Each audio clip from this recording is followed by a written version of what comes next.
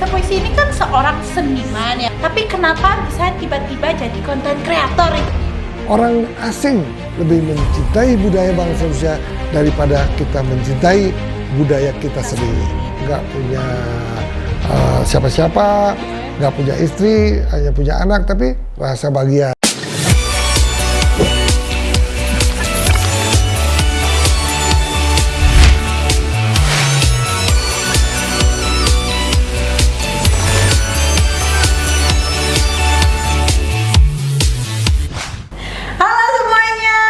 Halo.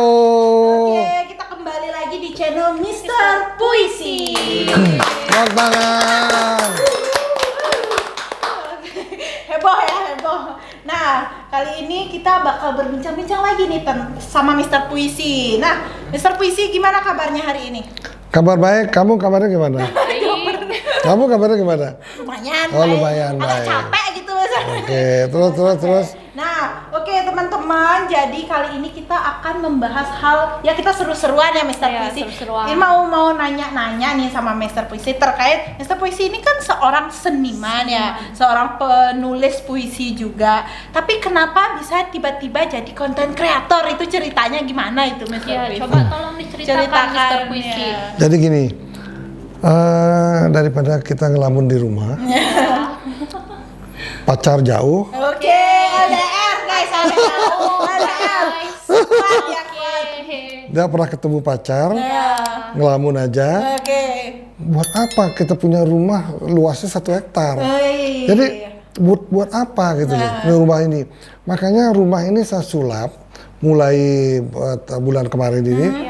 Saya sulap untuk menjadi rumah entertainment, rumah produksi ya. untuk membuat kreasi-kreasi untuk kita promosikan, untuk kita sosialisasikan dalam sebuah sosial media gitu ya, kan. YouTube. Ya, yang mana saya juga siapa aja mau ke rumah nanti 2-3 bulan ini udah jadi ini. Oke.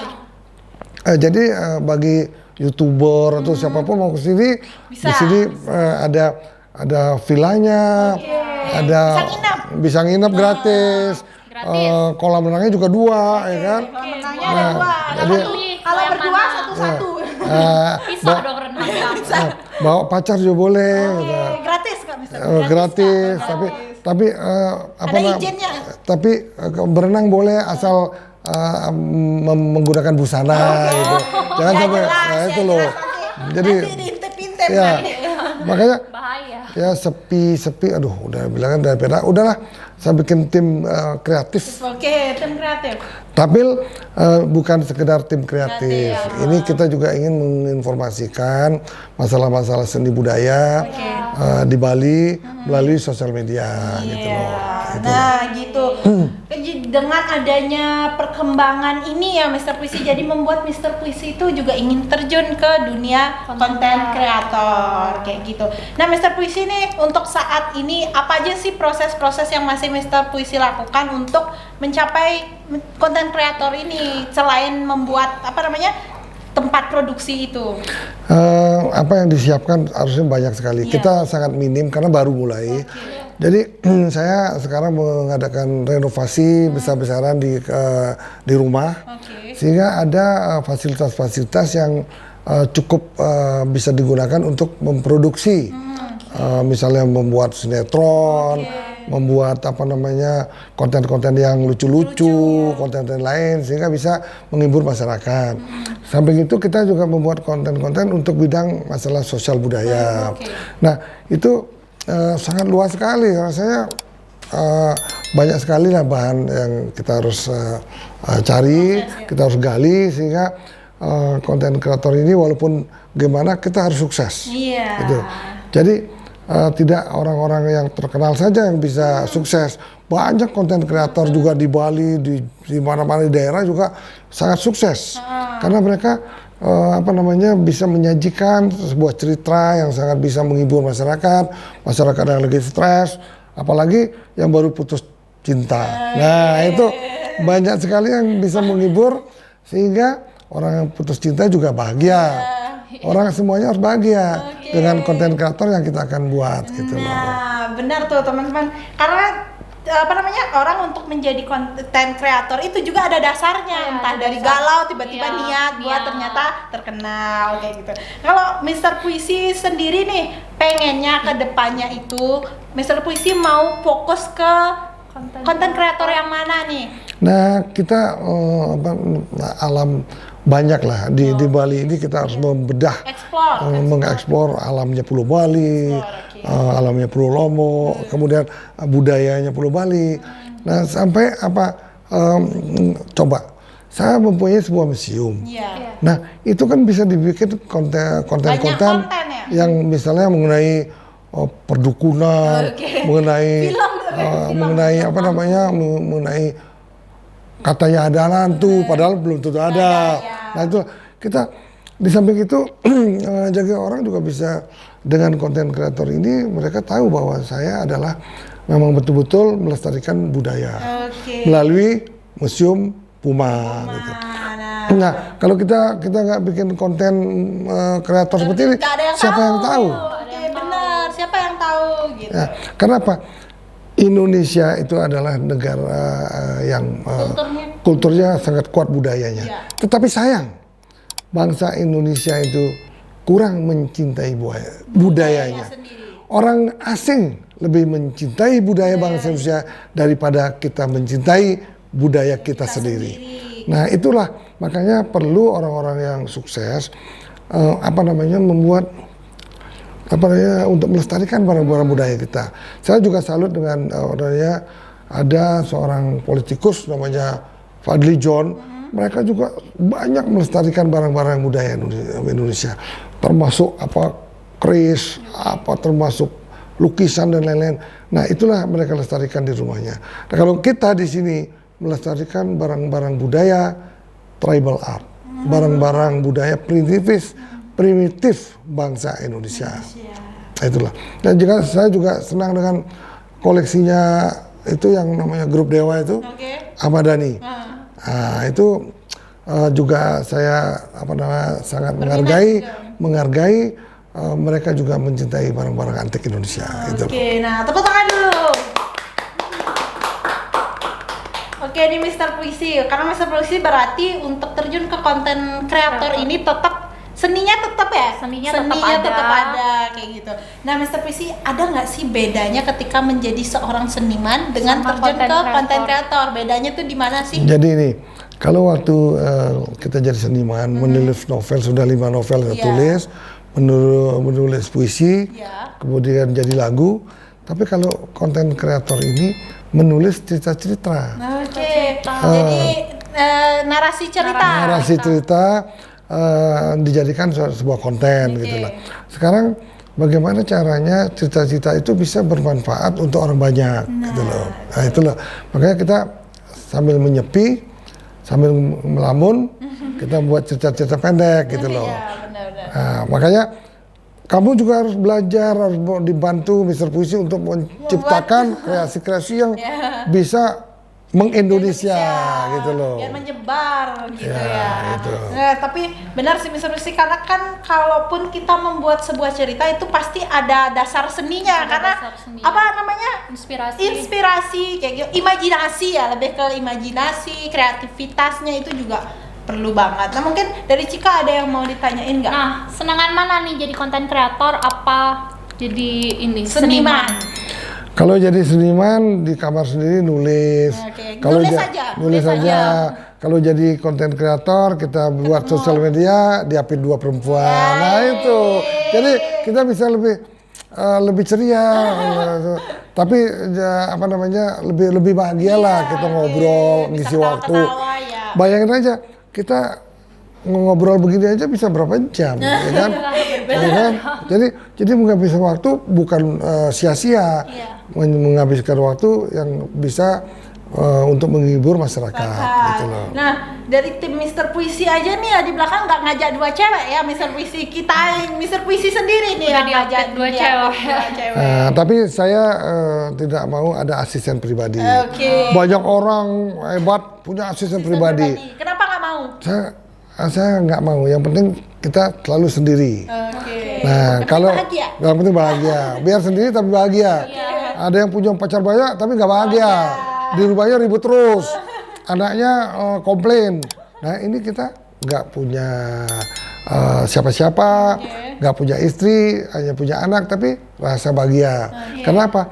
Karena kita tetap harus berkreasi, berinovasi dan selalu ke depan, jangan mundur gitu loh.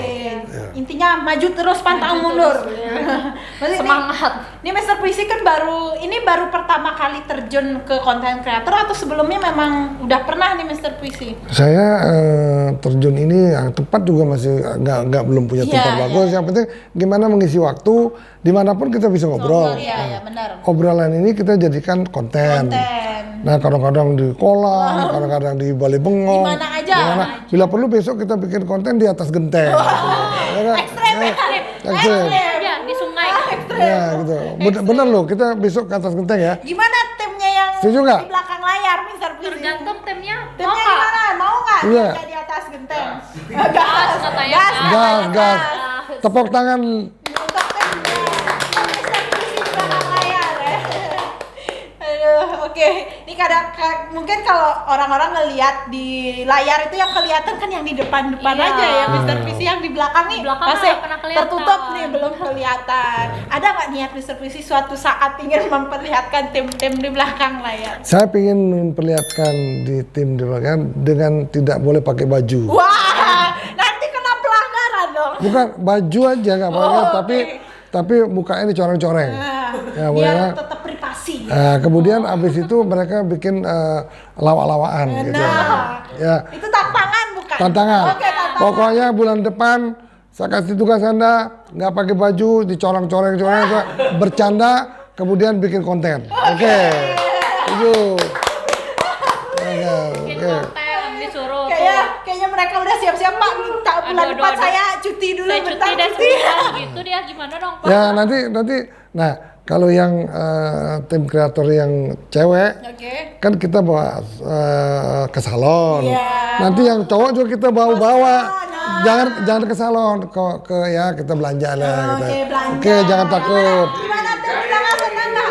Nah, oke, setuju nggak? Pokoknya besok yang kurus ini perutnya digambarin. Kemudian mukanya dicoreng-coreng ya, segala macam. Kemudian si yang kecil ini. Si kecil. Yang kecil apa namanya kita coreng-corengin ininya mukanya. Ini yang agak tinggi sedikit, tangannya kita bikin tato. Oke. Paling keren ya. Pakai tato. Tapi kacamatanya harus yang gede sekali kacamatanya. Terus suruh buat konten gitu. Itu juga sebuah seni ya misalnya. Abis itu dia latihan buat konten. Abis itu kita shoot. Oh kita yang shoot. Kita ya. Jadi tukar tugas. Tukaran peran. Nah, kan ada kita videografer ada lagi. Ya udah, pokoknya kalau ini terjadi kita ajak dia ke suatu tempat yang membuat dia bahagia. Kalau ini terrealisasi ya. Harus siap-siap. Oke, kapan? Sekarang bulan apa? Sekarang Desember. Kapan siapnya? Kapan? Kapan siapnya? Besok. Ayo. Kapan siapnya? Minggu. Besok. Kapan ya? Tapi jangan, saya nggak mau. Pokoknya Januari, you bikin cerita sendiri. Nanti saya kasih ide ceritanya. Ayo. Kemudian kita terus kita kasih dialognya. Nanti ada yang dijeburin ke kolam juga. Hilang dong Ceburin ke kolam hilang mereka tenggelam Pak. Sekalian kita itu yang mainnya nanti di kolam yang baru habis direnovasi situ ya. Oke. Perbaikan nanti langsung nyebur di sana. Kayaknya seru ya Mr. Puisi kalau kayak gitu. Oke, ini mungkin tim di belakang udah siap-siap kayak aku mau cuti. Saya Jadi- mau pengajuan cuti dulu dah. Jadi tim kreatornya saya. Jadi di konten saya dong. Iya, Tapi ya, oke. Setuju? Tepuk tangan. Yang kecil nggak jawab Pak, yang kecil Nggak, Nggak jawab. dia jawabannya cukup dengan senyum. Oke, bahagia ya. Senyum dia menggambarkan mau. Kalau senyum itu berarti mau. Wow. Gitu loh. Gitu Oke, loh. nah balik lagi nih Mr. Puisi udah ketawa-ketawa nih, balik lagi kita ke pertanyaan seniman menjadi seorang konten kreator nih.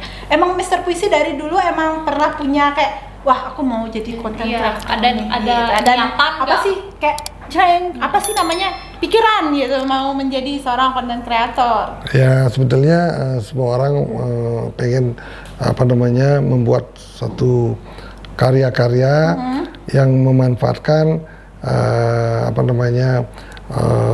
sosial media. Iya. Karena apa? Karya-karya itu siapa tahu kita bisa membuat karya yang bisa membantu orang banyak misalnya. Ya, makanya kita harus gali terus sehingga kita bisa menginformasikan segala sesuatu yang kita punya kepada masyarakat sehingga bermanfaat gitu loh. Oke, nah tepuk tangan dulu semuanya. Nah itu salah satu keinginan dari Mr. Puisi, membuat suatu konten yang bermanfaat bagi orang-orang. Nah Mr. Puisi, kita udah berbincang-bincang nih tentang bagaimana sih Mr. Puisi bisa terjun ke dunia konten kreator. Dan Mr. Puisi juga udah memberikan tantangan nih ke para tim kreator belakang layar Mr. Puisi. Jadi teman-teman harus tonton terus channelnya Mr. Puisi dan nanti kalian juga harus tonton video dari teman-teman tim di belakang layar. Ditunggu videonya videonya. Nah, oke, mungkin Mr. Puisi untuk hari ini segitu dulu nih pertanyaan kita. Mr. Puisi ada yang mau berpuisi dulu nggak nih? Berpuisi, Karena kan biasanya penutupnya tuh puisi. Ya puisi, tapi siapa yang memberikan judul? Nah, oke, tim belakang layar deh. Siapa? Yang memberikan Siapa yang memberikan judul? Ya, judulnya kasih apa? Berpikir, semua pada berpikir. Judul, ayo Judulnya judul. apa? Senja. Oh, senja. Anak Senja. Senja ya? Oke. Senja itu kan menuju sore ya? Ya. Menuju malam. Menuju sore. Kemarin malam jam 12 malam tepat dering lonceng di arlojiku berdering. Saat itu aku ingin bermimpi memeluk rembulan. Tiba-tiba jam 3 pagi rembulan pun belum datang. Namun saat pagi ayam berkotek, mataku seolah-olah melihat seorang wanita yang cantik sekali, bagaikan rembulan yang baru jatuh dari bulan. Ketika itu aku bermimpi aku ingin mendapatkannya. Sampai siang hari sudah jam 3 lebih saat ini, aku belum menemukannya. Ketika senja mulai memperlihatkan aroma yang sangat menyejukkan, saat itulah rasanya aku sudah menemukannya. Sehingga senja ini merupakan senja yang sangat berarti untuk hidupku. Udah.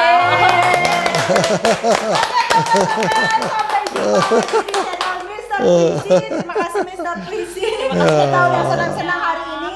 Dan jangan lupa subscribe channelnya Mr. Puisi, jangan lupa like, jangan lupa komen. Jadi kita ketemu lagi di podcast selanjutnya. Terima kasih, sampai jumpa. Bye-bye. Bye.